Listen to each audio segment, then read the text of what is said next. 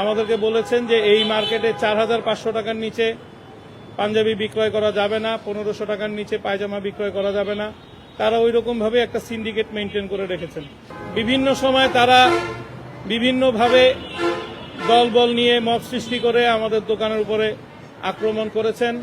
আমাদের একটা টার্গেটই হচ্ছে গিয়ে আমরা প্রতিটি গ্রাহকের কাছে ন্যায্য মূল্যে ভালো পণ্য বিক্রয় করে ইনসাফ করতে প্রতিজ্ঞাবদ্ধ।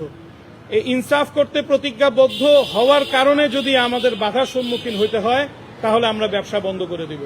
গতকালকে আমাকে বিভিন্ন নাম্বার থেকে ফোন করে ভয়ভীতি দেখানো হয়েছে যে একটা শোরুম বন্ধ করছি, বাকিগুলোও বন্ধ করে দিব, সুতরাং ভিডিও যা আছে সব ডিলিট করে দাও।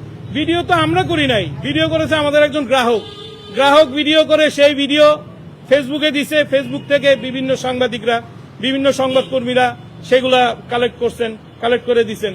এই ভিডিওটা থাকার কারণে আমরা আজকে এই প্রেস কনফারেন্স করার সাহস করছি, আদারওয়াইজ আমরা এত বড় সাহস করতেও পারতাম না। এই প্রতিষ্ঠানের আয় ব্যয় সম্পূর্ণ গরিব দুঃখী অসহায়দের মাঝে আমরা বিতরণ করে থাকি। আপনারা সকলেই জানেন, ব্যবসার লভ্যাংশ দিয়ে আমরা গরিব দুঃখী অসহায়দের খাবার বিতরণ করে থাকি, তাদের চিকিৎসার ব্যবস্থা করে থাকি। তারপর থেকে আমরা সবসময় মিডিয়ার আড়ালেই থেকেছি, কখনোই ফ্ল্যাশ হয়ে সামনে আসি নাই। তো আমরা ন্যায্য মূল্যে পণ্য বিক্রি করার যে প্রতিজ্ঞা, সেই প্রতিজ্ঞায় অটল থেকেই আমাদের ব্যবসা আমরা চালিয়ে যাচ্ছি। আমরা 300 টাকায় পাঞ্জাবি বিক্রি করি, 300 টাকায় পায়জামা বিক্রি করি। এছাড়াও আমাদের বিভিন্ন মূল্যের প্রোডাক্ট আছে যেটা বাজার মূল্যের চেয়ে অনেক কম, কারণ আমাদের প্রোডাকশন কস্ট কম। আমাদের কোম্পানিতে বিভিন্ন প্রকার প্রতিবন্ধীরা কাজ করেন, বিভিন্ন প্রকার হিজলা সম্প্রদায়ের লোক কাজ করেন, বিভিন্ন প্রকার মাদকাসক্ত ছিলেন পূর্বে, এখন ভালো হয়ে কাজ করছেন। তো তাদের কাছ থেকে আমি যেই রকম ভালোবাসা এবং কাজ পাচ্ছি, আমার সিস্টেম লস নাই, আমার প্রোডাক্টের কস্টিং প্রাইস কম, এবং আমাদের প্রতিষ্ঠান যেহেতু গরিব দুঃখী অসহায়দের মাঝে মুনাফা বন্টন করে, সেই ক্ষেত্রে আমাদের যারা সাপ্লায়ার আছে তারাও আমাদেরকে সুলভ মূল্যে প্রোডাক্ট দিয়ে থাকে।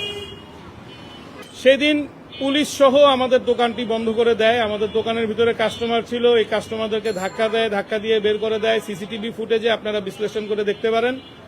আমাদের গ্রাহক সংখ্যা বেশি আসার কারণে পুলিশ বন্ধ করে এই গেটের সামনে পুলিশগুলো দাঁড়িয়েছিল এবং আমাদের সারাদিনের ব্যবসা বন্ধ করে দেয়। ব্যবসা আমাদের যতটুকু বন্ধ করছে তার চেয়ে বেশি আমাদের দুঃখ হচ্ছে এই সাধারণ যেই গ্রাহক আমাদের আছেন, সবাই মধ্যবিত্ত। এই মধ্যবিত্তরা এই ঈদের কেনাকাটা করতে পারে নাই। আমরা প্রতিনিয়তই আমাদের পণ্যের দাম সুলভ মূল্যই রাখি। আমাদের একটা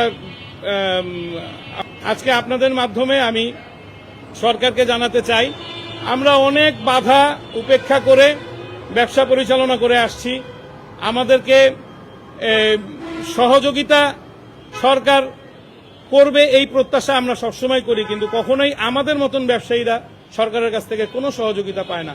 সহযোগিতা পায় সিন্ডিকেটরা, সহযোগিতা পায় বড় বড় ব্যবসায়ীরা যারা বিশাল বড় অঙ্কের লোন নেয় ব্যাংক থেকে লোন নিয়ে তারা ঋণ খেলাপি হয়, তারা বিভিন্ন ধরনের সহযোগিতা পেয়ে থাকে, কিন্তু আমরা কখনো সহযোগিতা পাই না। আমাদের মতো ব্যবসায়ীরা সবসময় মানুষের কাছে আমরা নিপীড়িত, নির্যাতিত, নিকৃষ্ট প্রাণী হিসেবে থাকি।